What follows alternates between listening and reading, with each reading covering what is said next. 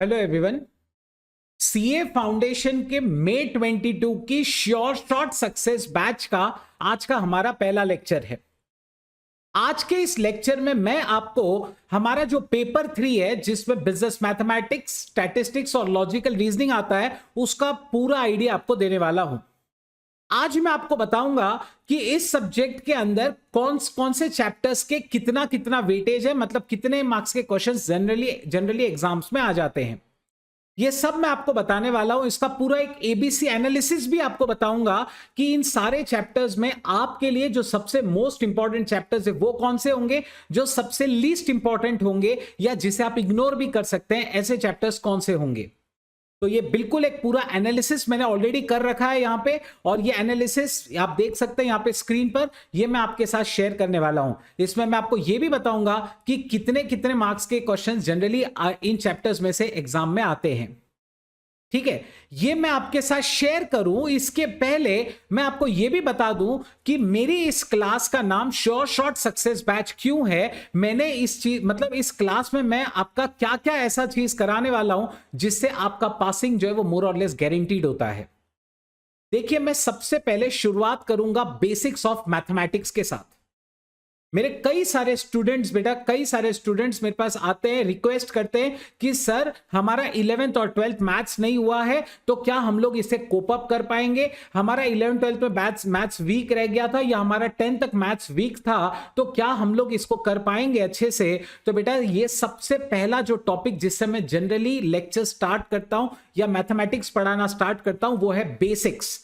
ठीक है, जिसमें आपको सीए में लगने वाले जितने भी बेसिक्स है मैथमेटिक्स के वो सब मैं यहां पे कवर कराता हूं, इंक्लूडिंग आप सोच सकते हैं जो आपकी आइडेंटिटीज वगैरह जो आपने सीखी होगी वहां से मैं आपका ये स्टार्ट करता हूं।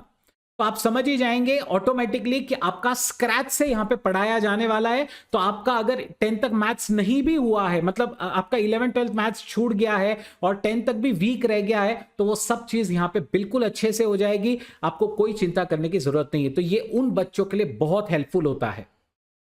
ठीक है, दूसरा, हर एक सब्जेक्ट हर चैप्टर का थरली पढ़ाया जाएगा। इसके अलावा आपको एक चीज के लिए 100% एश्योर्ड रहना है कि हर एक स्टडी मटेरियल का क्वेश्चन बेटा हम लोग क्लास में सॉल्व करने वाले हैं। चाहे आपके स्टडी मटेरियल में वो सॉल्व हो या अनसॉल्व हो, हम हर एक क्वेश्चन यहां पे क्लास में कवर करेंगे और आपको 100% हमारी नोट्स पे रिलाय करना है, क्योंकि नोट्स में हर चैप्टर का हर एक क्वेश्चन जो आपके स्टडी मटेरियल में दिया है ना वो सब हमारे नोट्स में है।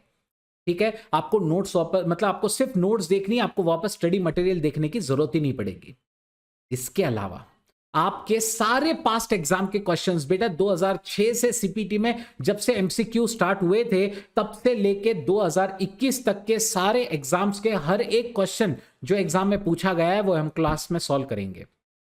इसके अलावा क्या यहां पर आपका खत्म हो जाएगा? नहीं बेटा, हम लोग आपका साथ आखिरी दिन तक देने वाले हैं। मतलब जब तक आपकी एग्जाम नहीं होगी बेटा हम आपके साथ में होंगे। हम रिवीजन सेशंस लेंगे, बराबर है। रिवीजन सेशंस बिल्कुल आपको कॉम्प्लीमेंट्री दिया जाएगा। लास्ट डे मैराथन सेशंस होंगे। एंड ये सबसे इंपॉर्टेंट चीज बेटा, देखिए कई सारे स्टूडेंट्स जो है पेन ड्राइव्स ले लेते हैं वगैरह वगैरह, अलग अलग फैकल्टीज के पास जाते हैं, लेकिन वो एग्जाम के टाइम पे उनको कॉन्फिडेंस ही डेवलप नहीं हो पाता है कि हम पेपर दे पाएंगे या नहीं दे पाएंगे। तो याद रखिएगा, मैं हमारे स्टूडेंट्स के लिए मोटिवेशन सेशंस जो है वो कंडक्ट करते रहता हूं हमेशा। एग्जाम्स के पहले भी, एग्जाम्स के कुछ महीने पहले भी, कुछ दिन पहले भी, और एग्जाम के पहले दिन भी, इनफैक्ट एग्जाम के सुबह भी आप कह सकते हैं बेटा कुछ ना कुछ मोटिवेशन सेशंस आपके लिए कंडक्ट किए जाते हैं, जिससे आपका मोटिवेशन बना रहे, जिससे आप एग्जाम पे फोकस्ड रहे, आप अपने करियर पे फोकस्ड रहें।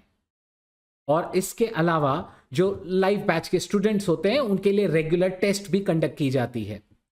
ठीक है, ये सारी चीजें बेटा क्लास में हो जाएंगी। तो आप खुद ही सोचिए, अगर आपका पूरा कंटेंट अच्छे से हो जाए, बराबर है, उसके अलावा अगर आपके पास बेटा बराबर रिवीजन लेसन्स हो, रिवीजन सेशंस आप अटेंड कर ले, marathon last day marathon sessions आप कर लें, टेस्ट आपने प्रॉपर अपियर किए, तो बेटा मुझे नहीं लगता कि और कोई भी चीज बाकी है कि आप फेल हो जाए।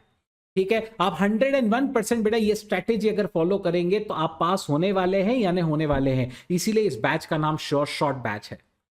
ठीक है, श्योर शॉट सक्सेस बैच। और अब आप देख सकते हैं बेटा, आपको सक्सेस हासिल करने के लिए ऑब्वियस सी बात है आपको पता होना चाहिए जो एग्जाम आप देने जा रहे हैं उस एग्जाम में क्वेश्चंस किस तरीके के होने वाले हैं, किस चैप्टर से कितने क्वेश्चंस आने वाले हैं बेटा। मतलब अगर आप शायद पहली बार पेपर 3 के बारे में मतलब सुन रहे हैं, देख रहे हैं, तो बेटा आपको बता दूं कि पेपर 3 जो है, पेपर 3 जो होता है उसके अंदर टोटल 3 सब्जेक्ट्स हैं, बिजनेस मैथमेटिक्स, लॉजिकल रीजनिंग और स्टैटिस्टिक्स। अब बिजनेस में इसमें टोटल चैप्टर्स 18 है, ठीक है, और हर एक का रिस्पेक्टिव एक वेटेज है। देखिए बिजनेस मैथमेटिक्स में चैप्टर आते हैं ratio, proportion, indices, log, equations, linear inequalities, time value of money, permutations, combinations, sequence series जिसमें अरिथमेटिक ज्योमेट्रिक प्रोग्रेशंस होता है, सेट्स, रिलेशंस, फंक्शंस होते हैं, डेरिवेटिव्स, इंटीग्रेशन, ये 8 चैप्टर बिजनेस मैथमेटिक्स के हैं और इसका टोटल वेटेज जो है वो है 40 मार्क्स के आसपास का। नेक्स्ट लॉजिकल रीजनिंग की बात करते हैं। लॉजिकल रीजनिंग में टोटल 4 चैप्टर्स हैं जिसमें number series, alphabet series, coding, decoding आ जाता है, direction sense test, seating arrangement, blood relations. इसका वेटेज जो है वो 20 मार्क्स का है। इसके अलावा स्टैटिस्टिक्स की अगर हम बात करें तो स्टैटिस्टिक्स में टोटल 6 चैप्टर्स हैं जिसमें आ जाता है statistical description of data, measures of central tendency and dispersion जिसमें मीन, मीडियन, मोड वगैरह आप सीखते हैं, probability, theoretical distributions, correlation, regression and index numbers. जो लोगों ने 11th और 12th मैथ्स किया होता है ना बेटा, उनको ये सब चीजें बहुत ईजी जाती है क्योंकि इसमें से मैक्सिमम ग्राउंड उनका ऑलरेडी कवर्ड अप होता है। इसका वेटेज होता है 40 मार्क्स के आसपास। क्या हमें ये सब चीजें पढ़नी होंगी? डेफिनेटली पढ़ना तो चाहिए ही चाहिए, लेकिन बेटा हर बच्चा एक जैसा नहीं होता। कुछ बच्चों को मैथ्स काफी डिफिकल्ट जाता है, कुछ बच्चों को बहुत इजी भी जाता है, कुछ आउट ऑफ स्कोर करने वाले होते हैं और कुछ सिर्फ इतना चाहते हैं कि भाई हम इसमें पास हो जाए और हम जो स्कोर है वो अकाउंटिंग, लॉ, इको में लेकर आ जाएं। हर तरीके का बच्चा होता है। तो इसीलिए मैंने इस सिलेबस को आपको एबीसी एनालिसिस में बांट दिया है। अच्छा, एबीसी एनालिसिस में बांटते टाइम सिर्फ और सिर्फ वेटेज पे ध्यान नहीं दिया, उनकी कॉम्प्लेक्सिटीज पे भी ध्यान दिया। जो सबसे पहला आपको चैप्टर जो सबसे पक्का करना चाहिए वो आता है बेटा टाइम वैल्यू ऑफ मनी। ये आपका सिर्फ फाउंडेशन के लिए इंपॉर्टेंट नहीं है, ये ऐसा चैप्टर है जो आपका इंटर और सीए फाइनल में भी काम आने वाला है। तो ये चैप्टर सबसे इंपॉर्टेंट चैप्टर में से एक है, that is time value of money, जिसका वेटेज भी 12 मार्क का है। ये हमारी ए कैटेगरी का एक पार्ट है। उसके बाद आप लॉजिकल रीजनिंग को एकदम पक्का करेंगे। लॉजिकल रीजनिंग बहुत इजी है और एकदम फ्री के 20 मार्क्स है बेटा। यहां पे आपके 20 मार्क एकदम इजीली कवर हो जाते हैं, ठीक है। यहां पे आपके 20 मार्क्स एकदम इजीली कवर हो जाते हैं। याद रखिएगा, जो मैंने खुद ने ए कैटेगरी में रखे हुए हैं उसका मैं थोड़ा प्रिपरेशन आपका कराऊंगा कि आपका 1 मार्क भी उस चैप्टर से मिस आउट ना हो, ठीक है। सो इसमें 20 मार्क आपके यहां पे पक्के हो जाते हैं, ठीक है। और इसके बाद अब स्टैटिस्टिक्स की बात करते हैं। जिन बच्चों को मैथ से थोड़ा डर लगता है बेटा, स्टैटिस्टिक्स उन्हें हेल्प करता है क्योंकि ये एक फॉर्मूला बेस्ड चैप्टर है। बस फॉर्मूलाज दिए जाएंगे, आपको फॉर्मूले याद रख के अप्लाई करते जाना है। तो दिस इज लाइट, मतलब ये उतना टफ नहीं होता है, उतना चैलेंजिंग नहीं होता है जितना मैथमेटिक्स होता है, ठीक है। सो स्टैटिस्टिकल डिस्क्रिप्शन ऑफ डेटा हमारा ए कैटेगरी में, क्योंकि इसमें थ्योरी क्वेश्चंस आते हैं। कैन यू इमेजिन मैथमेटिक्स में थ्योरी क्वेश्चंस? तो यस, इस चैप्टर से आते हैं, इसलिए इसे मैंने ए कैटेगरी में रखा है। Measures of central tendency and dispersion, जो काफी हद तक आपका 10th में हुआ भी होता है, मेजर, मीन, मीडियन, मोड वगैरह। सो ये 12 से 15 मार्क का वेटेज, कैन यू इमेजिन 12 से 15 मार्क का वेटेज ऑलमोस्ट एक चैप्टर का। तो इसलिए ए कैटेगरी में आता है। और फिर आता है इंडेक्स नंबर्स, जो थ्योरी कम प्रैक्टिकल है और बहुत इजी भी है, जिसमें 5 मार्क आपके मिनिमम पक्के हो जाते हैं। मेरी बात मानना, अगर आपने जितनी ए कैटेगरी मैंने कही है यहां पे उतना भी अगर पक्का कर लिया ना तो तुम्हारा 50+ मार्क्स तो ऐसे ही हो जाता है। हाँ, ये बात है कि हम लोग एक्सेप्शंस को इग्नोर नहीं कर सकते। कभी कभी बेटा रेयर केसेस में ऐसे भी पेपर्स आ जाते हैं, ऐसे भी क्वेश्चंस आ जाते हैं जो आपने जो चैप्टर्स पक्के किए उसमें से नहीं होते हैं, मतलब उससे एकदम ही हटके क्वेश्चंस होते हैं। मतलब आपने जैसे स्टैटिस्टिकल डिस्क्रिप्शन ऑफ डेटा पढ़ा है, एकदम पक्का किया है, लेकिन एक ऐसा out of the box question आ गया जो आपके टेक्स्ट बुक में था ही नहीं, जो कभी पास्ट एग्जाम में भी नहीं आया। तो ऐसी चीजों को कैसा करेंगे? तो बेटा अगर ऐसे एक्सेप्शनल सर्कमस्टेंसेस हो जाते हैं उस टाइम पे आपको ये बी कैटेगरी हेल्प करती है। Ratio, proportion, indices, equations, inequalities, permutation, combination, AP GP, काफी हद तक ये सब आप ऑलरेडी अपने मतलब 10 तक जो है वो कर चुके हैं। ठीक है, अच्छा 10 तक आपने किया है, प्लस आपको क्लास में एडिशनल इन्फो मिलेगा ही मिलेगा, एडिशनल नॉलेज मिलेगा, डेफिनेटली आप इसको क्या है आराम से क्रैक कर सकते हैं। लेकिन ऑब्वियसली जो बच्चों का बेसिक्स थोड़ा वीक है, ठीक है, जो बच्चे पासिंग के लिए पहले देखना चाहते हैं वो जो है बेटा ये जो चैप्टर्स हैं, time value of money, logical reasoning और मैंने स्टैट्स के जो 3 चैप्टर कहे उसे सबसे पक्का करेंगे, आपका पासिंग उसी से निकल जाएगा। ठीक है, और बाकी के जो चैप्टर्स है वो आपके लिए बोनस ही बोनस है, सच में बोनस ही बोनस है। ठीक है, तो बहुत सारी चीजें बेटा बहुत एक प्रॉपर एडिक्वेट स्ट्रैटेजी के तहत हम चल रहे हैं। अच्छा, जो मैंने ए बी और सी में रखा है, जैसे ये सी में रखे मैंने डेरिवेटिव्स एंड इंटीग्रेशंस, कोरिलेशन और रिग्रेशन, बेटा ये चैप्टर्स काफी चैलेंजिंग भी है और उतना ज्यादा स्कोर नहीं करने को मिलता है। स्पेशली वो बच्चे जिनका बेसिक थोड़ा वीक है, उन्होंने ये वाला चैप्टर अगर इग्नोर भी कर दिया ना तो चलता है। ठीक है, ज्यादा में ज्यादा 10-12 मार्क इधर उधर होगा, लेकिन हमें 50 मार्क हासिल करना कोई बहुत बड़ी बात नहीं रह जाती है। अंडरस्टैंड? सो हम एक बिल्कुल एक स्ट्रैटेजी के तहत चलेंगे। अच्छा, इसका मतलब ये एक बात और बता दूं, ये सी कैटेगरी में रखा है, इसका मतलब ये नहीं है कि हमारी क्लास में हम इसे सिखाएंगे नहीं, बेटा आपको ये थरली सिखाया जाएगा। हाँ, लेकिन ये भी आपको बताया जाएगा कि ये चैप्टर्स सिर्फ उन बच्चों के लिए ज्यादा इंपॉर्टेंट है जो जिनका दिमाग बहुत ज्यादा चलता है, जिन्हें लगता है कि नहीं उन्हें मैथ्स टफ जाता है, वो इसे थोड़ा बहुत ओवरलुक कर सकते हैं। हमारी क्लास में हर तरीके के बच्चे होते हैं बेटा, ऑब्वियस सी बात है, कोई बहुत वीक भी होते हैं और कोई मेरिट के कैटेगरी वाले भी होते हैं, तो हमें हर तरीके से उन्हें प्रिपेयर करना है। ठीक है, सो आप अपने हिसाब से इसे प्रिपेयर करेंगे। ऑब्वियसली हम लोग आपका रेगुलर लेक्चर लेंगे तो आपका मतलब ट्रैक भी रहेगा कि कौन कितना पढ़ रहा है और किस तरीके का आपका कैलिबर जो है, तो फिर automatically will curate a special plan for you, जिससे ऑब्वियसली आप जो है सबसे पहले एग्जाम क्लियरेंस आपका पक्का करें और उसके बाद स्कोरिंग के ऊपर ध्यान दें। ठीक है, तो इस तरीके से एक डिफाइंड स्ट्रैटेजी के अंडर अपन चलने वाले हैं। ये चैप्टर्स हैं, ये उनके वेटेजेस हैं, हम लोग जो सबसे ज्यादा वेटेज है उस पर सबसे ज्यादा ध्यान देने वाले हैं, इस बात को ध्यान में रखिएगा। ठीक है, और इसके अलावा ये सारी टॉपिक्स जो मैंने आपसे, ये सारी चीजें जो मैंने आपसे कही हैं, वो सब हमारे क्लास में होने वाला है। ठीक है, टाइम हम लोग बिल्कुल वेस्ट नहीं करेंगे बेटा, ऑब्वियसली टाइम हमारे पास बहुत कम है। तो आज का बिजनेस मैथमेटिक्स का, जैसे मैंने आपसे कहा था कि मैं सबसे पहले बेसिक्स कराऊंगा बेटा मेरे क्लास में, सबसे पहले उन बच्चों का भी ध्यान दिया जाएगा जिनका बेसिक या 11-12 तक मतलब मैथ्स थोड़ा वीक रहा है या मैथ्स उन्होंने किया नहीं है, उनका सबसे पहले ध्यान रखूंगा मैं। तो ये है बेटा उनके लिए आज का हमारा पहला जो पार्ट मैं आज स्टार्ट करने वाला हूं, सिखाने वाला हूं, वो है बेसिक्स ऑफ मैथमेटिक्स।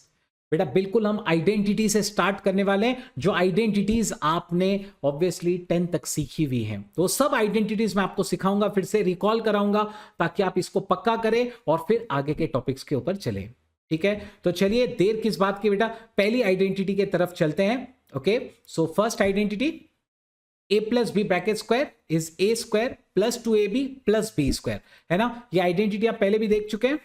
ठीक है, तो अब अगर आपको ये आइडेंटिटी क्लियर हो गया है, a square plus 2ab plus b square, जल्दी से आप एक काम करिए, इसको सॉल्व करके बताइए।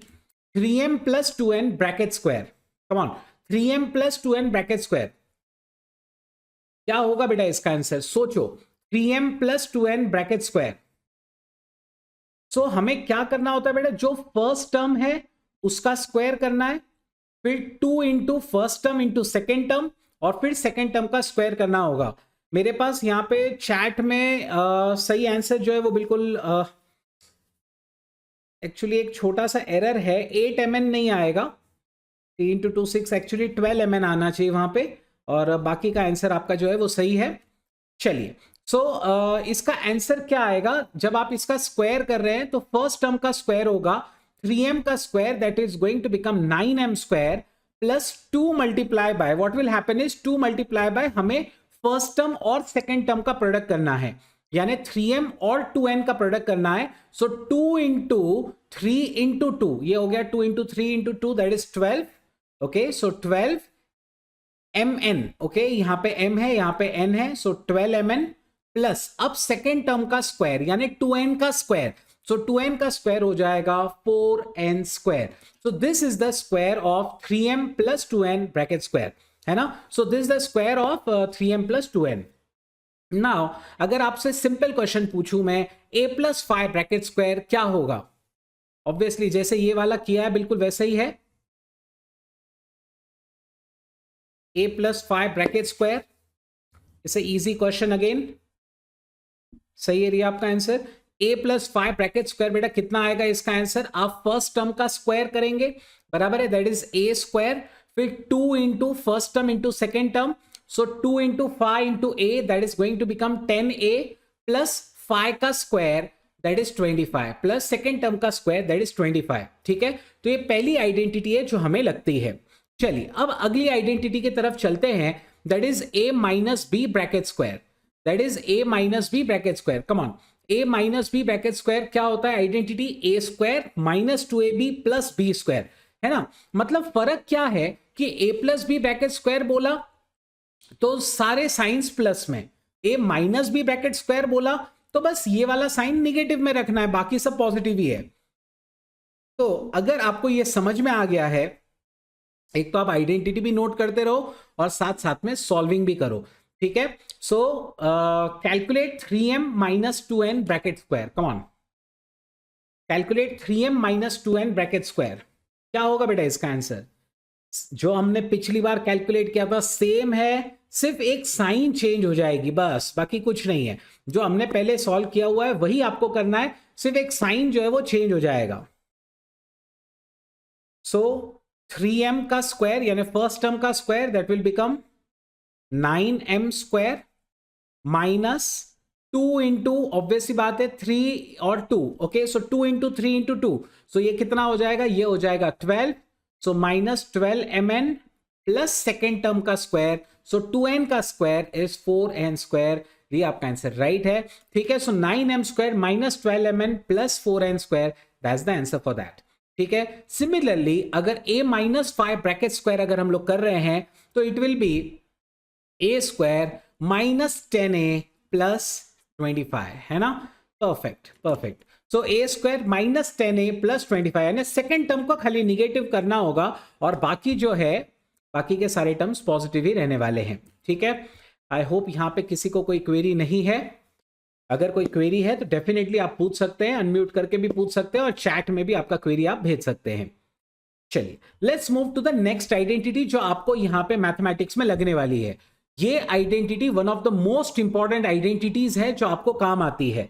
a plus B into A minus B. See the identity a plus B into A minus B. बेटा identity is a square minus B square. This is an extremely important identity. Okay, a plus B into A minus B, इसका answer आता है a square minus B square, है ना. a square minus B square. So आप मुझे बताइए जल्दी से इसका आंसर क्या आएगा? a plus 5 into A minus 5. Come on, a plus 5 into A minus 5. Solve करके बताओ बेटा इसका आंसर क्या आएगा. बहुत बढ़िया, आपका आंसर बिल्कुल सही है. ठीक है, सो a plus 5 into A minus 5, first term, okay, so first term और सेकेंड टर्म में प्लस और माइनस भी है, प्रोडक्ट हो रहे हैं, तो इसका आंसर आता है a square minus second term का स्क्वायर जो कि है 5 स्क्वायर. सो ये हो जाएगा a square minus 5 square is 25. Perfect. So a square minus 25, that is the answer, है ना. चलो अच्छा, अगर आपको इस तरीके का दिया है, क्या आप इसके ऐसे फैक्टर्स निकाल सकते हो? सोचो, a स्क्वायर माइनस 9, अगर आप प्रोडक्ट करना जानते हैं तो आपको ऑलरेडी अगर प्रोडक्ट दिया है तो उसके फैक्टर्स भी करते आना चाहिए, है ना. प्रोडक्ट अगर हमें दिया हुआ है ऑलरेडी तो उसके फैक्टर्स करते हुए भी आना चाहिए. जैसे अब a स्क्वायर माइनस 9 अगर दिया है तो मुझे बताइए इसके दो फैक्टर्स कौन से होंगे. कौन, इसके दो फैक्टर्स कौन कौन से होंगे? सोच समझ के आंसर करिएगा. a square minus 9, think over it, a square minus 9, ये एक्चुअली ये आइडेंटिटी से मैच होना चाहिए. ये 9 किसी का स्क्वायर है. सोचो इसके दो फैक्टर्स क्या होंगे? इसके दो फैक्टर्स क्या होंगे बेटा, सोचिए.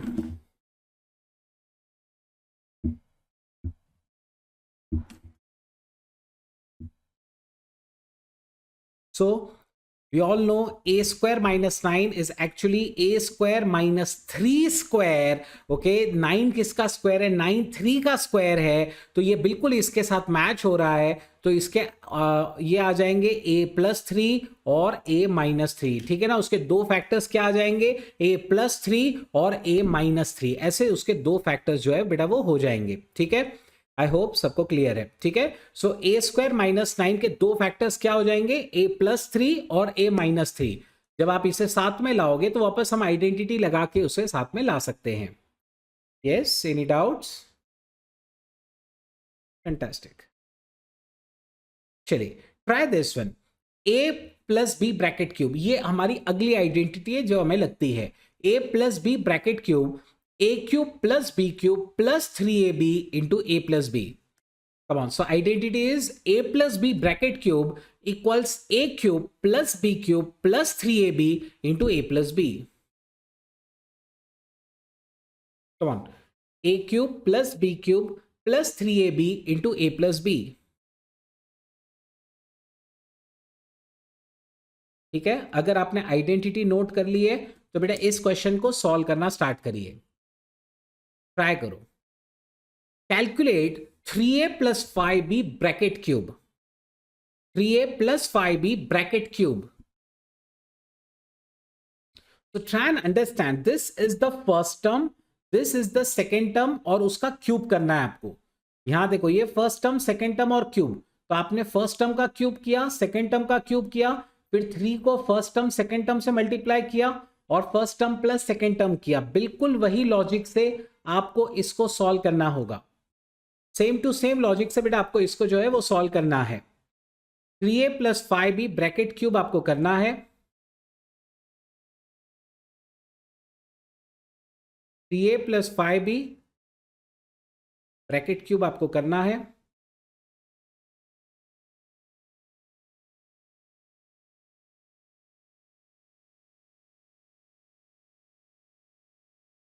कम ऑन, ट्राई करिए।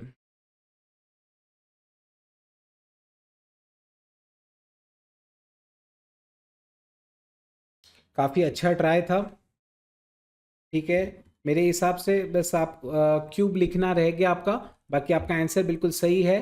सो 3a का ब्रैकेट क्यूब, देखिए इसे सॉल्व कैसे किया जाएगा। फर्स्ट टर्म का क्यूब लेना है अपने को, यानी 3a का bracket cube, plus second term का क्यूब लेना है यानी 5b का bracket cube, plus 3 into first term that is 3a into second term that is 5b into a+b, यानी first term plus second term, so 3a + 5b। Okay, तो इस तरीके से हम इसे सॉल्व करते हैं, बराबर है। तो इसके ब्रैकेट्स ओपन कर दीजिए, ये हो जाएगा 9, सो सॉरी नॉट 9, 3 का क्यूब इज 27, तो 27a³ plus 125b³ plus 3 into 3a into 5b, तो 3 3 is 9, 9 का फिफ्थ मल्टीपल इज 45, तो plus 45ab in bracket 3a + 5b। हम इसे आगे खोल सकते हैं लेकिन जरूरत नहीं है, ठीक है।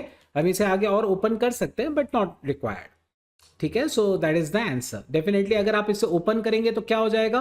वो हो जाएगा 135a² प्लस 225b², ab², ठीक है, परफेक्ट। नेक्स्ट, सिमिलरली अगर a-b ब्रैकेट क्यूब है तो आंसर आता है a³ - b³ - 3ab into a-b, ठीक है ना। a-b ब्रैकेट क्यूब का आंसर क्या आएगा? a³ - b³ - 3ab into a-b। Now try and understand, देखिए इसमें और a+b ब्रैकेट क्यूब में कोई ज्यादा फर्क नहीं है। फर्क सिर्फ इतना है कि वहां पे सबकी साइंस पॉजिटिव है, यहां सबकी साइन निगेटिव है, बस, और कुछ फर्क नहीं है। तो अपना जो आंसर आया था 27a³ 125b³ और क्या बोलते हैं 45ab, उसके बाद में 3a-5b, अपना सारे साइंस पॉजिटिव आए थे, यहां पे बस सारे साइंस आप निगेटिव कर दीजिए, ये उसका आंसर है। ये बेटा उसका आंसर आ जाएगा। सो 3a - 5b ब्रैकेट क्यूब अगर आपको करना है तो जैसा अपन ने a+b ब्रैकेट क्यूब के लिए किया वैसा ही a-b ब्रैकेट क्यूब के लिए कर रहे हैं, सिर्फ साइंस उसकी चेंज कर रहे हैं, ठीक है। कोई क्वेरीज, कोई डाउट्स? फैंटास्टिक। अगर किसी को कोई भी क्वेरी रहता है बेझिझक आप पूछ सकते हैं, या आप चैट बॉक्स में भी आप अपना क्वेरी भेज सकते हैं। चलिए next is, now this is again important identity, क्योंकि ये भी आपको इक्वेशंस में, इंडाइसेस में, कई प्रॉब्लम्स में इसकी जरूरत पड़ती है। a cube plus b cube, the identity is a plus b into a square minus ab plus b square, है ना। a cube plus b cube, the identity is a plus b into a square minus ab plus b square। अब एक काम करिए, इसको समझाने के लिए मैंने एक यहां पे क्वेश्चन आपके लिए रखा है, m क्यूब प्लस 27, आपको बताना है कि उसके दो फैक्टर्स क्या आएंगे। ठीक है, m क्यूब प्लस 27, ये आपको पता होना चाहिए, 27 is 3 cube, so m cube plus 3 cube, understand, m cube plus 3 cube. Now m cube plus 3 cube अगर आपको करना है तो ये आइडेंटिटी लगाओ और देखो उसके दो फैक्टर्स क्या आते हैं। Come on, m cube plus 3 cube के दो फैक्टर्स क्या आएंगे, कोशिश करिए। कौन, m क्यूब प्लस 3 क्यूब, उसके दो फैक्टर्स क्या हो सकते हैं? फैंटास्टिक आंसर दिया, बिल्कुल सही आपका answer. So the answer is m cube plus 3 cube. So पहले ब्रैकेट में a term a plus b, यानी first term plus second term, so that is m plus 3, और दूसरे ब्रैकेट में क्या आ जाएगा, दूसरे ब्रैकेट में आ जाएगा फर्स्ट टर्म का स्क्वायर माइनस, क्योंकि यहां माइनस का साइन है, first term into second term यानी 3 into m, so minus 3m plus second term का स्क्वायर, सो 3 का square, that is 9, so that is the answer, m plus 3 into m square minus 3m plus 9, ये उसका answer हो जाएगा। तो इस तरीके से आप आइडेंटिटीज को अप्लाई कर सकते हैं। अब वैसे तो ये a cube plus b cube है, वैसे ही a cube minus b cube भी हो सकता है ना, वैसे ही a cube minus b cube भी होता है, तो उसका आंसर आता है, पहला फैक्टर है उसका a माइनस b, दूसरा है बेटा a square plus a b plus b square, है ना, दूसरा है a square plus a b plus b square. I am sure ये सब आपने बेटा अपने 10th तक के बेसिक्स में जरूर किया होगा, और क्योंकि काफी सारा टाइम पास हो जाता है आपका 10th के बाद में, इसीलिए आपको बस बेसिक्स में रिकॉल करके दे रहा हूं, और उसके बाद में आपका रियल सिलेबस जो है वो स्टार्ट करेंगे हम लोग। ठीक है, so a cube minus b cube, a minus b into a square plus a b plus b square, m cube minus 27 का आंसर क्या आएगा? Obviously this is m cube minus 3 cube, same जैसा अपन ने पहले किया, सेम टू सेम वही है, सिर्फ साइंस में थोड़ा सा चेंज है। सो m माइनस 3 और m square plus 3m plus 9, ये उसका आंसर है। m square plus 3m plus 9 उसका आंसर आ जाएगा। ठीक है, तो बस थोड़ा सा साइंस में चेंज है, बाकी तो कोई चेंज नहीं है। नेक्स्ट आइडेंटिटी आप नोट करिए। एक्चुअली अब जितनी बेसिक आइडेंटिटीज आपको जरूरी थी वो तो हमने कर ली, ठीक है, लेकिन अब आपको 10 तक कुछ सिखाए जाने वाले बेसिक प्रॉपर्टीज वो भी यहां पे बहुत काम आते हैं, वो भी मैंने एक बार बेटा रिकॉल करने के हिसाब से यहां पे रखे हुए हैं। आपको पहली एक प्रॉपर्टी याद होनी चाहिए, एक ट्रायंगल। आई एम श्योर आप सब लोगों ने बेटा ट्रायंगल को जरूर देखा हुआ है, आप सब लोगों ने बेटा ट्रायंगल जो है वो देखा हुआ है, बराबर है। सो ट्रायंगल में हर एक एंगल का टोटल हमेशा क्या होता है? ट्रायंगल में बेटा हर एक एंगल का टोटल हमेशा और हमेशा 180 डिग्रीज ही होता है, मतलब सारे एंगल्स का टोटल हमेशा 180 डिग्री होता है। ठीक है, so this is a very basic property of a triangle. तो अगर आपसे मैं पूछूं, if the two angles of a triangle are 30 degrees and 45 degrees, what is the measure of the third angle? Come on, अगर एक 30 degree है और एक बेटा 45 डिग्री है, तो आप जल्दी से कैलकुलेट करो कि तीसरा एंगल कितने डिग्री का होगा। बिल्कुल सही आंसर्स आ रहे हैं बेटा मेरे पास चैट में, 30 डिग्री प्लस 45 डिग्री, और इन तीनों का टोटल अगर 180 डिग्री होता है तो हम कैसे कर सकते हैं? Let the third angle be x degree, so 30 degrees plus 45 degrees plus x degrees is going to give you 180 degrees, और जब आप इसको सॉल्व करते हैं तो it is like this, 75 degrees plus x degrees is 180। So हम लोग obviously 75 वहां जाके सब्ट्रैक्ट करेंगे, तो x is going to be 180 minus 75, तो x will be equal to 105 degrees, है ना। मतलब थर्ड एंगल कितने का होगा? थर्ड एंगल 105 डिग्री का होगा। Fantastic, let's move to the next one. Income minus expense equal savings. बेटा ऐसे क्वेश्चंस पहले बहुत बार एग्जाम्स में पूछे जा चुके हैं, आपकी स्टडी मटेरियल में भी बहुत जगह पे ऐसे क्वेश्चंस हैं जहां पे आपको इनकम, एक्सपेंस और सेविंग का रिलेशनशिप बताना होता है। ठीक है, तो हम ये पता होना चाहिए कि भाई मेरी इनकम में से अगर मैं मेरे एक्सपेंस कम कर लूंगा तो क्या बचेगा, सेविंग बचने वाला है, बराबर है। इनकम में से अगर एक्सपेंस जाएगा तो सेविंग्स बचेगा। अच्छा, इस फॉर्मूले को उल्टा सीधा भी करते आना चाहिए। कैसे? अगर इनकम में से एक्सपेंस माइनस किया तो सेविंग मिलेगा, वैसे ही अगर एक्सपेंस इधर डाल दो और सेविंग इधर ले लो तो ऐसा भी कर सकते हो आप कि इनकम में से सेविंग हटा दो तो एक्सपेंस मिलेगा। आप ऐसा भी कर सकते हैं कि ये निगेटिव एक्सपेंस इधर आके पॉजिटिव एक्सपेंस हो जाए, मतलब income is equal to savings plus expenses. It can be anything, है ना। आपको हर तरीके का परमिटेशन कॉम्बिनेशन आना चाहिए। चलो, अब मैंने यहाँ पे एक छोटा सा सवाल इसको समझाने के लिए रखा है कि अगर किसी पर्सन की इनकम है 5 लाख, उसकी सेविंग्स है 2 लाख, तो बताओ उसका खर्चा कितना हुआ। फैंटास्टिक, बहुत बढ़िया।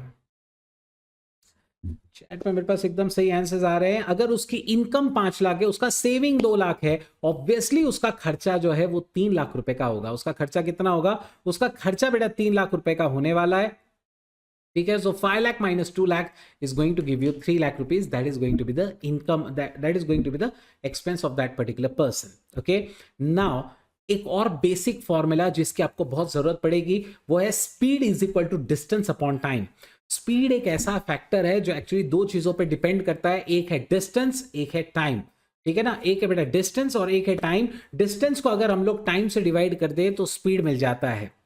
उल्टा भी किया जा सकता है, अगर आपको डिस्टेंस चाहिए है तो आप टाइम को स्पीड से मल्टीप्लाई भी कर सकते हैं। So time into speed is going to give you distance, है ना। सिमिलरली उल्टा भी किया जा सकता है कि अगर आपको टाइम चाहिए तो डिस्टेंस को स्पीड से डिवाइड कर दीजिए। किसी भी तरीके से फॉर्मूला लगाया जा सकता है, बराबर है। आई एम श्योर ये सब आप लोगों ने बेटा पहले बहुत सीखा हुआ है, बेसिक है एकदम। तो if a person travel 600 kilometre in 5 hours, what is his speed? अगर वो 600 किलोमीटर चलता है बेटा 5 घंटे के अंदर अंदर, तो उसका स्पीड क्या है? सोचो, 5 घंटे में 600 किलोमीटर। फैंटास्टिक रिया, आपका आंसर बिल्कुल सही है। अगर वो 600 किलोमीटर चलता है बेटा 5 घंटे के अंदर अंदर, तो उसका स्पीड कितना होगा? उसका स्पीड का फॉर्मूला है speed is equal to distance upon time, यानी 600 kilometres upon 5 hours, so that is going to be 120 kilometre per hour. Okay, तो स्पीड कितना हो जाएगा उसका? 120 kilometres per hour. Okay, so that's the basic, that's the speed of that particular guy. Okay, let's move to the next one. ये एक चीज है जो जल्दी याद नहीं रहती, मतलब जब इसका क्वेश्चन आता है ना तो स्टूडेंट्स को बहुत कंफ्यूजन होता है। अर्निंग्स पर आवर, मतलब अगर कोई पर्सन का आपको ये दिया हुआ है कि उसने कितने घंटे काम किया, ये भी दिया है कि उसने कितना अर्निंग किया, तो आप ये निकाल सकते हैं कि उसका 1 घंटे का, 1 आवर का अर्निंग्स कितना होता है ना। मतलब अगर उसका टोटल अर्निंग्स दे दिया जाए आपको और आज वक्त अगर दे दिया जाए तो आप इजीली अर्निंग्स पर आवर जो है वो कैलकुलेट कर सकते हैं। नाउ अंडरस्टैंड, लेट्स से एक आदमी ने 500 रुपीज अर्न किया। कितना अर्न किया? 500 रुपीज। और उसने अगर अज्यूम करते बेटा उसने अगर 10 घंटे काम किया है, तो उसका 1 घंटे का अर्निंग क्या होगा? 500 रुपया उसने कमाया, 10 घंटे उसने काम किया, तो आप 500 को सीधा 10 से डिवाइड करोगे और आपको मिल जाएगा कि उसका 1 घंटे का अर्निंग होना चाहिए 50 रुपीज, बराबर है। 500 रुपया उसने अर्न किया और 10 घंटे उसने काम किया, तो एक एक घंटे में वो कितना अर्न करता है? 50 रुपीज वो अर्न करता है। इस फॉर्मूले को उल्टा सीधा किया जा सकता है। कभी आपको ये बोला जा सकता है कि भाई उसका अर्निंग्स पर आवर अगर 50 रुपए और उसने 10 घंटे काम किया, तो बताओ उसका अर्निंग्स कितना हुआ? तो आप 50 इंटू 10 करेंगे, 500 मिल जाएगा। रिवर्स भी किया जा सकता है। सो ऐसे बहुत सारे तरीके के क्वेश्चंस बनाए जा सकते हैं। अब मैंने यहाँ पे इसी तरीके से फॉर्मूले को उल्टा सीधा करके एक क्वेश्चन आपके लिए रखा है यहाँ पे। If a person earn ₹720 in some hours, we don't know how many hours, उसने 720 रुपए कमाया, his earning per hour is ₹80, for how many work hours did he actually work? बहुत बढ़िया बेटा, आपका आंसर बिल्कुल सही है। एक पर्सन ने अगर 720 रुपए कमाए हैं और उसका 1 घंटे का अर्निंग 80 रुपए होता है, तो उसने कितने घंटे के लिए काम किया? बेटा इस फॉर्मूले को हम लोग थोड़ा सा मॉडिफाई कर देंगे। आवर्स वक्त इधर आ जाएगा, अर्निंग्स पर आवर इधर, तो इस तरीके से आप कर सकते हैं। The formula will become like this, hours worked equals total earnings upon earnings per hour. So that is 720 upon 80, यानी 720 रुपए उसने जो कमाया और 80 रुपए उसका एक आवर का अर्निंग है, एक घंटे का अर्निंग है. सो 9 hours he must would have worked, है ना. उसने 9 घंटे काम किया होगा तभी जाके उसका अर्निंग 720 हुआ होगा. तो ये कुछ बेसिक से फॉर्मूले, बेसिक प्रॉपर्टीज है जो आपको पता होनी चाहिए. चलिए नेक्स्ट अब बात करते हैं थोड़ा बहुत ज्योमेट्री की. ज्योमेट्री में कंसेप्ट आता है बेटा पेरीमीटर. ज्योमेट्री में एक कंसेप्ट है पेरीमीटर नाम का. पेरीमीटर का मतलब होता है the sum of the lengths of all sides. Actually sum of all sides लिखा है यहाँ पे, is the sum of the lengths of all sides. तो रेक्टेंगल में जितने भी, रेक्टेंगल बोलो या और भी कोई चीज, तो उसमें जितनी भी साइड्स होंगी ना, उनका जो टोटल होता है उसे पेरीमीटर कहते हैं. उसे बेटा पेरीमीटर कहते हैं. And what is the area of a rectangle? Area of rectangle का मीनिंग होता है आपको लेंथ और ब्रेड्थ को सीधा सीधा क्या कर लेना है, मल्टीप्लाई कर देना. That gives you the area of the rectangle, है ना. लेंथ इंटू ब्रेड्थ कर लीजिए, आपको एरिया ऑफ रेक्टेंगल जो है वो मिल जाएगा. ये सब फॉर्मूले आपको बहुत काम आते हैं. वैसे मैं आपको एक और चीज यहां पे बता दूं कि अगर पेरीमीटर ऑफ रेक्टेंगल पूछा जाए, पेरीमीटर ऑफ रेक्टेंगल पूछा जाए तो उसका फॉर्मूला होता है आपको सारे साइड्स की टोटल करनी है. रेक्टेंगल में 2 लेंथ्स होती है जो इक्वल होती है, 2 ब्रेड्थ्स होती है जो इक्वल होती है. सो अगर उसकी सारी साइड्स का टोटल किया जाए तो formula will become twice of length plus breadth. तो लेंथ प्लस ब्रेड्थ कर लीजिए और उसका डबल कर लीजिए तो आपको क्या मिल जाता है बेटा, आपको पेरीमीटर मिल जाता है. ये फॉर्मूला आपको इक्वेशंस के चैप्टर में काम आता है. Next Pythagoras theorem. फैंटास्टिक बेटा, ये पाइथागोरस थ्योरम बहुत ज़्यादा काम आता है आपको, क्योंकि इतने सारे क्वेश्चंस है इसके ऊपर, रेशियो में क्या, इक्वेशंस में क्या. ठीक है. The diagonal of a rectangle becomes hypotenuse of a right angle triangle in the Pythagoras theorem. In a right angle triangle hypotenuse square is equal to side 1 square plus side 2 square. Now let me explain what exactly is a hypotenuse and what exactly are the different sides. See, for example, if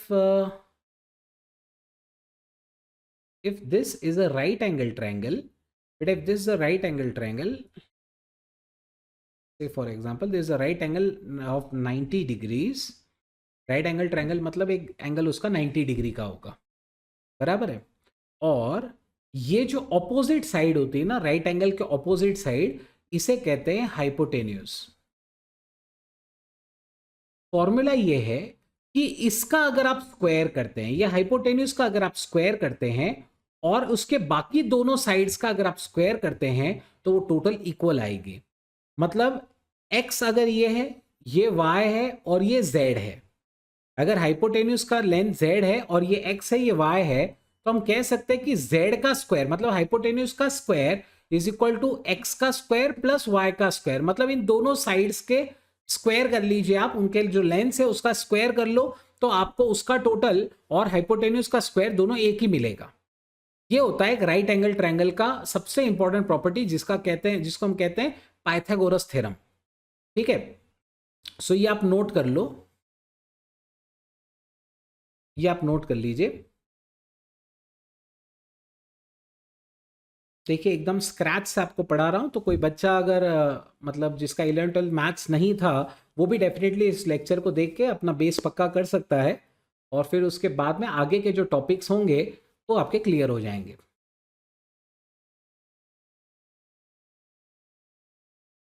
चलिए, for a rectangle, now he is talking about a rectangle. Okay, rectangle, he is not talking about right angle triangle. Now rectangle की एक खासियत क्या है पता है आपको?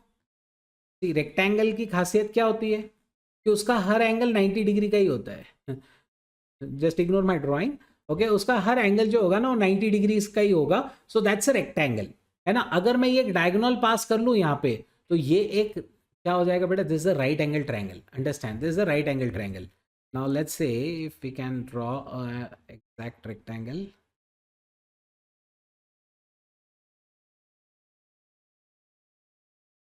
चलिए, ये एक रेक्टेंगल है, तो इसके सारे एंगल्स कितने के होंगे बेटा? ये इसके सारे एंगल्स 90 डिग्री के होंगे. तो अब अगर मैं बीच में अगर एक लाइन ड्रॉ कर दूं, यानी मैं एक अगर डायगोनल बना देता हूं, तो it becomes a right angle triangle, है ना, it becomes a right angle triangle. और ये जो डायगोनल है ये और कुछ नहीं बल्कि हाइपोटेन्यूज बन जाती है, ये हाइपोटेन्यूज बन जाती है। तो for a rectangle with sides length 4 centimetre, उसका लेंथ है बेटा 4 सेंटीमीटर का, उसका ब्रेड्थ है 3 सेंटीमीटर का, उसका ब्रेड 3 सेंटीमीटर का, calculate its perimeter, area and diagonal. तो ये एक क्वेश्चन में मैंने सब कुछ पूछ लिया है आपको, पेरीमीटर, एरिया और रेक्टेंगल। चलो will go one by one. पहले इसका पेरीमीटर कैलकुलेट करो, come on, calculate the sum of the lengths of all sides. 4 centimetre, 3 centimetre. ये आपका आंसर बिल्कुल सही है। पेरीमीटर क्या होता है? पेरीमीटर यानी सबका total. So perimeter will be equal to, perimeter will be equal to, देखिए आपको सबका टोटल करना है तो 4 centimetre, 3 centimetre, so 4 centimetre plus 3 centimetre plus 4 centimetre plus फिर से 3 सेंटीमीटर। वैसे आप फॉर्मूला भी लगा सकते हैं, twice length plus breadth. Answer यही आने वाला है, answer will be 14 centimetre. Answer कितना आएगा? 14 centimetre. Okay, it must have units. 14 centimeter. Now calculate the area of rectangle. Come on, calculate the area of rectangle. We all know the formula is length into breadth, है ना? Length into breadth. So 4 centimeter into 3 centimeter, that is going to give you 12 square centimeter. Okay, 12 square centimetre, ये उसका answer आएगा। That's the area of rectangle. ये आपके answer right है। Next is अगर आपसे पूछा जाए डायगोनल, अगर आपसे उसका डायगोनल पूछा जाएगा तो क्या होगा?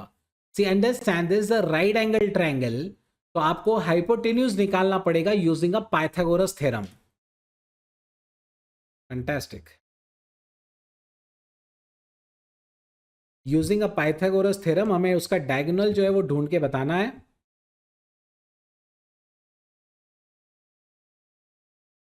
वी ऑल नो डायगोनल का स्क्वायर यानी हाइपोटेन्यूज का स्क्वायर इज इक्वल टू इस साइड का स्क्वायर यानी 3 का स्क्वायर प्लस इस साइड का स्क्वायर यानी 4 का स्क्वायर।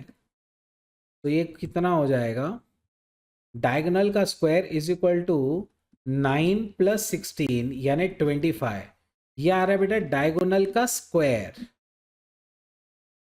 ऑब्वियसली ये सारे स्क्वायर सेंटीमीटर में आ रहे हैं, ठीक है, ये सारे के सारे स्क्वायर सेंटीमीटर में आ रहे हैं। तो डायगोनल कितना हो जाएगा?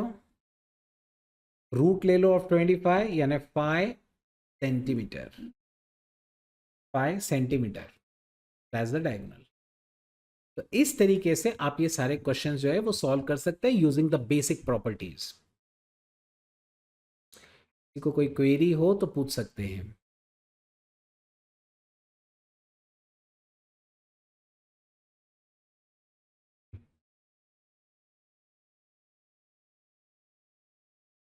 Next, area of a square. Square का एरिया कितना होता है? The answer is side square. Area square की अगर कोई भी साइड दी गई ना बेटा तो उसका स्क्वायर कर लीजिए तो ये एरिया ऑफ स्क्वायर आपको मिल जाएगा। अच्छा, मैंने जितनी प्रॉपर्टीज यहाँ पे रखी है आपके लिए बेसिक्स में, हर एक के ऊपर बेटा आपको मैथमेटिक्स के सिलेबस में क्वेश्चंस मिल जाएंगे, हर एक के ऊपर। Calculate the area of the square with side 9 centimetre. अगर उसका साइड 9 सेंटीमीटर का है तो उसका एरिया कितना होगा? सही एरिया। सो अगर एक स्क्वायर है जिसका साइड है 9 सेंटीमीटर का, उसका आप स्क्वायर कैसे करोगे, मतलब उसका एरिया कैसे निकालोगे? सो ऑब्वियस ही बात है, area of square is equal to side square यानी 9 सेंटीमीटर का square, so that is 81 square centimetre. 81 square centimetre. Area हमेशा स्क्वायर यूनिट्स में ही होता है।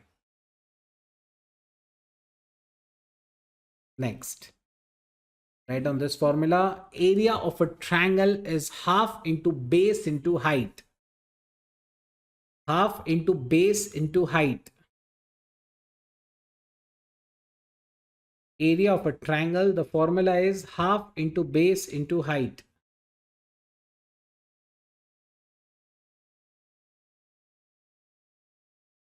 ये पता होना चाहिए, इस पे क्वेश्चंस आपको नहीं मिलेंगे वैसे। अब आप देख सकते हैं मैंने यहां पर क्या रखा हुआ है, तो मैंने यहां पर एक टेबल रखा है जिसमें स्क्वायर्स दिए गए हैं बेटा 30 तक के, जिसमें 30 तक के स्क्वायर्स दिए गए हैं। देखिए आपको आगे जाके ऐसे चैप्टर्स आएंगे जैसे इंडाइसेस वगैरह, जिसमें आपको इसकी बहुत ज्यादा जरूरत पड़ेगी। सिर्फ इंडाइसेस ही नहीं, जब आप नंबर सीरीज वगैरह ऐसे यूनिट चैप्टर्स जब कर रहे होंगे उसमें भी आपको इसकी बहुत ज्यादा जरूरत पड़ने वाली है। तो आपको 30 तक के स्क्वायर्स और 15 तक के क्यूब्स को लर्न करना जरूरी है ना। 30 तक के स्क्वायर्स और 15 तक के क्यूब्स को बेटा आपको लर्न करना जरूरी है। तो आप अपने नोटबुक में बेटा इसको नोट कर सकते हैं, ठीक है, आप अपने नोटबुक में इसे नोट कर सकते हैं। ऑब्वियसली ये टास्क आप घर पे भी बाद में फिनिश कर सकते हैं, that's not a very big thing, है ना।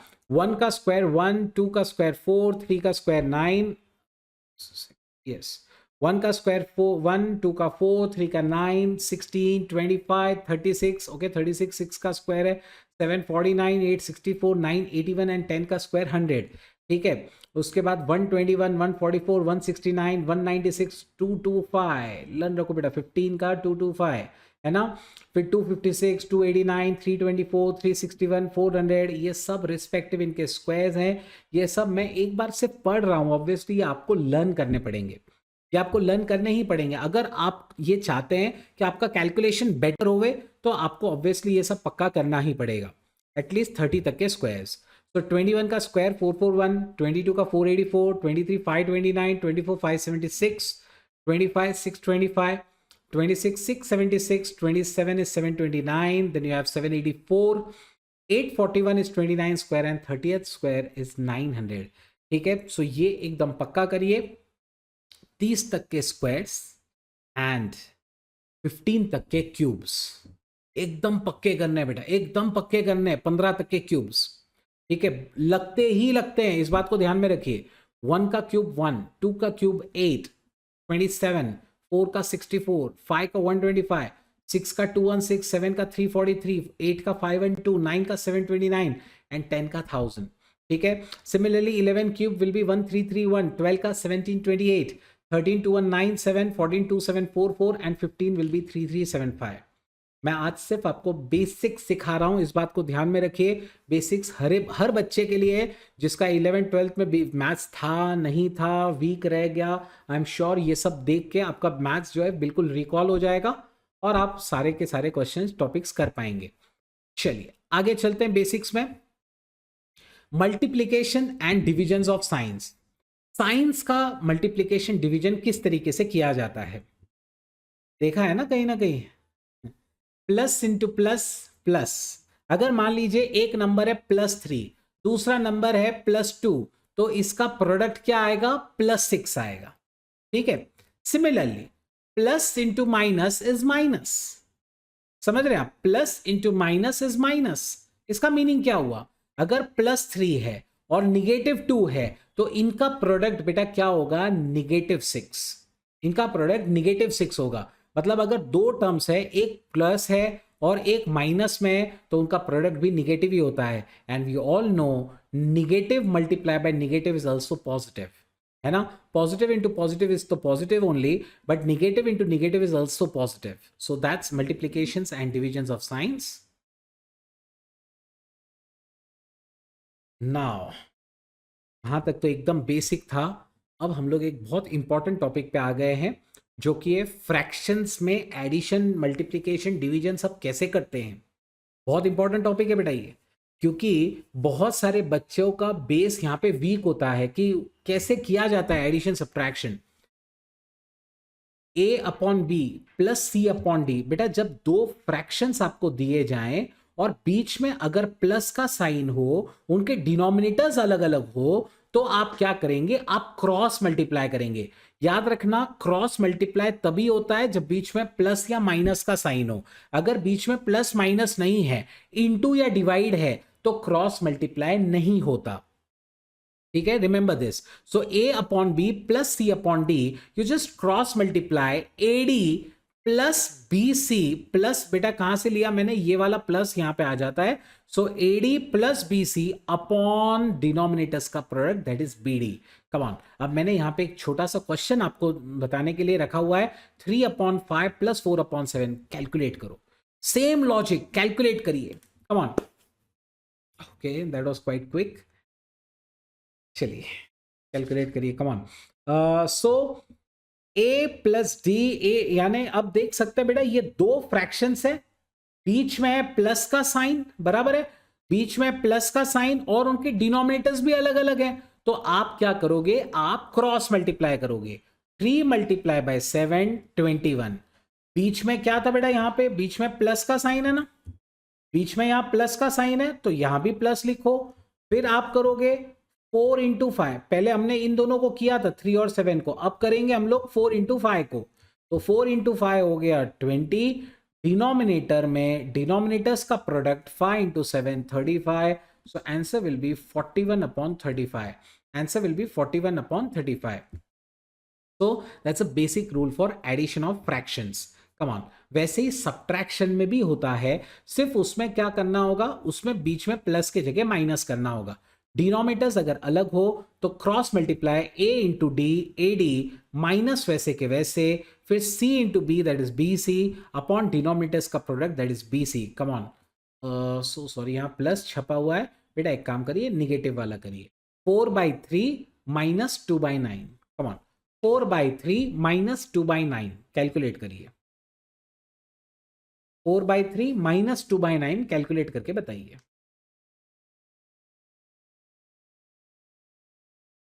4/3 minus 2/9.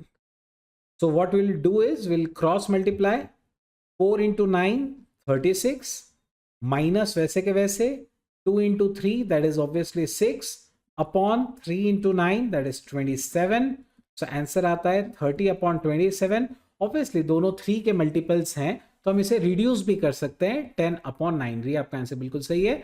सो 10/9 भी हम इसे रिड्यूस जो है वो कर सकते हैं। ठीक है, चलिए let's move to the next one. अब मल्टीप्लीकेशंस की बात करते हैं। अगर फ्रैक्शंस मल्टीप्लाई हो रहे हैं आपस में तो क्या होगा? तो फ्रैक्शंस जब मल्टीप्लाई होते हैं ना बेटा, बीच में अगर प्रोडक्ट का साइन होता है तो क्रॉस नहीं करना, कभी कभी क्रॉस नहीं करना। यहां पे जो बच्चों का बेस थोड़ा वीक रहता है उनको बहुत तकलीफ होती है। वो क्या हो जाता है, जब प्लस रहता है तो क्रॉस करते ही है, मल्टीप्लाई में भी क्रॉस मल्टीप्लाई कर देते हैं। नहीं, मल्टीप्लाई में नहीं करना। जब अगर बीच में मल्टीप्लाई का साइन है तो आप न्यूमरेटर मल्टीप्लाई करोगे, डिनोमिनेटर मल्टीप्लाई करोगे।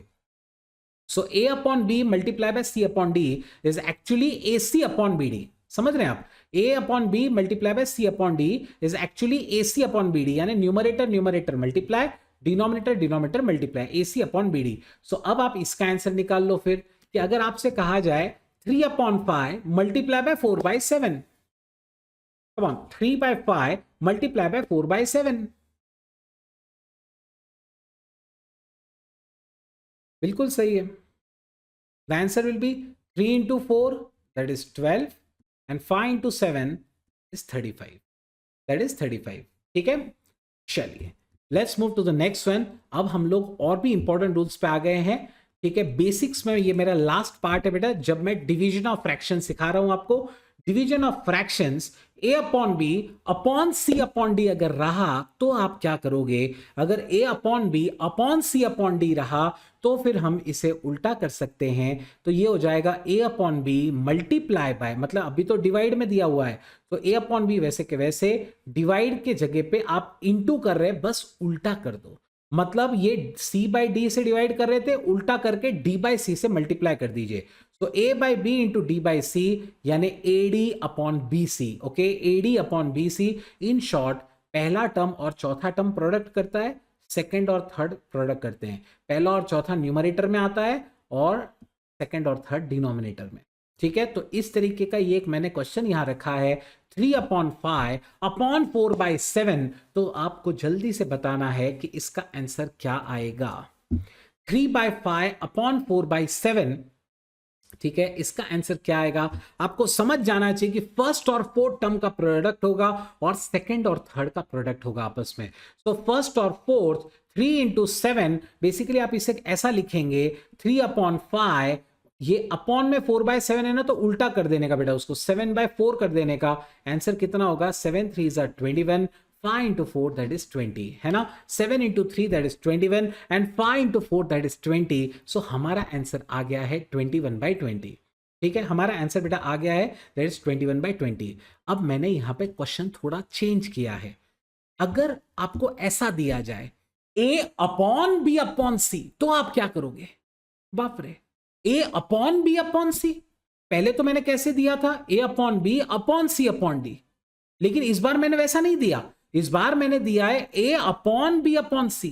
तो आप क्या करोगे बेटा? अगर A अपॉन है ना, यानी न्यूमरेटर में सिर्फ A है, न्यूमरेटर में फ्रैक्शन नहीं, तो आप ऐसा समझोगे A/1। समझ रहे हैं आप? A/1, तो ऑब्वियस बात है 1 और B का प्रोडक्ट होगा और A और C का प्रोडक्ट होगा, तो AC/B उसका आंसर आएगा।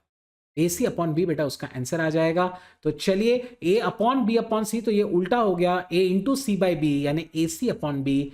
कैलकुलेट करिए, इसका आंसर क्या आएगा? तो 3/2/7, सो ऑब्वियसली वो ऊपर आ जाएगा।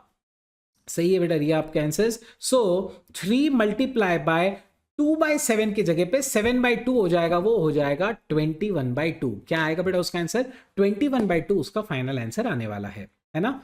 चलिए let's move to the next part. अगर ऐसा ही उल्टा रहा तो क्या? न्यूमरेटर में फ्रैक्शन, डिनोमिनेटर में फ्रैक्शन नहीं है, अब क्या करोगे? न्यूमरेटर में तो फ्रैक्शन है A/B है, डिनोमिनेटर में सिर्फ C है, तो आप ऑब्वियसली इसको क्या समझोगे? C/1 ही समझोगे, है ना। तो फिर उल्टा करके क्या करोगे? 1/C के साथ प्रोडक्ट करोगे। सो A/B/C अगर रहा तो उसका आंसर A/BC हो जाता है, यानी ये दोनों का प्रोडक्ट और अपॉन 1 इसके साथ, सो A/BC उसका आंसर आएगा। This 3/4/6, what will be the answer? Fantastic, बिल्कुल सही रही आपका आंसर। सो 3/4/6 अगर हम लोग करते हैं तो it will be like this, 3/4 multiply by 1/6, so actually it will become like this, 3 1 take a second multiple, so 1/8 that is the answer, है ना। 1/8 that is the answer। तो ये सब कुछ था बेटा बेसिक्स में। ठीक है, बेसिक्स में सिर्फ इतना ही है।